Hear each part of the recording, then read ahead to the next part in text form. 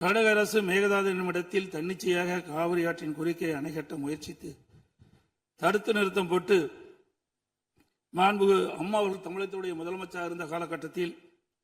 5/12/2014 அன்று தமிழ்நாடு சட்டப்பேரவையில் தீர்மானம் கொண்டாந்து நிறைவேற்றப்பட்டு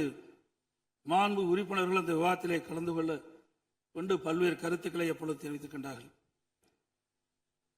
அப்பொழுது கொண்டு வந்த தீர்மானத்தின் அடிப்படையில் மாண்புமிகு பாரத பிரதமர் அவர்களுக்கு மாண்புமிகு அம்மா அவர்கள் அனுப்பிய கடிதத்தை அன்றைய தினம் இருந்த தமிழ்நாடு சேர்ந்த நாடாளுமன்ற உறுப்பினர்கள், புதுச்சேரியை சேர்ந்த நாடாளுமன்ற உறுப்பினர்கள் சுமார் 55 பேர் மாண்புமிகு பாரத பிரதமர் அவர்களை 28/3/2015 அன்று சந்தித்து இந்த கடிதத்தை கொடுத்து இதன் அடிப்படையில் நடவடிக்கை எடுக்க வேண்டும் என்று தெரிவித்தார்கள். அப்போது சம்பந்தப்பட்ட துறையிடம் தற்போதைய நிலை குறித்த அனைத்து விவரங்களையும் சேகரிக்க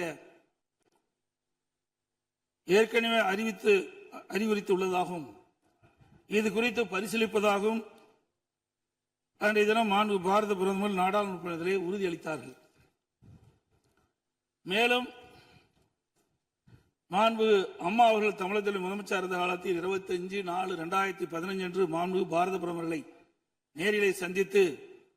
மேகதாது திட்டத்தினை கர்நாடக அரசு செயல்படுத்தக்கூடாது என கர்நாடக அரசுக்கு அறிவுறுத்தும்படி கோரிக்கை விளக்கென கடிதம் பிரதமருக்கு அளித்தார்கள். மாண்புமிகு அம்மா அவர்கள் முதலமைச்சர் இருந்த காலத்தில் மாண்புமிகு பாரத பிரதமரிடம் 7/8/2015 மற்றும் 14/6/2016 ஆகிய நாட்களில் நேரில் சந்தித்து மேகதாது திட்டத்தினை கர்நாடக அரசு செயல்படுத்த அனுமதிக்க கூடாது என்று வலியுறுத்தினார்கள். மாண்புமிகு புரட்சித் தலைவி அம்மா அவர்கள் மேகதாது அணை உட்பட காவிரி ஆற்றின் குறுக்கே கர்நாடக அரசு காவிரி நடுவர் மன்ற இறுதி ஆணையை மீறும் வகையிலும் தமிழ்நாடு அரசின் இசைவு பெறாமலும் எந்த ஒரு திட்டத்தையும் செயல்படுத்த உத்தேசிக்குமானால் தமிழ்நாட்டின் உரிமையை நிலைநாட்ட சட்டப்பூர்வமான அனைத்து நடவடிக்கைகளும் தமிழ்நாடு அரசு மேற்கொள்ளும் என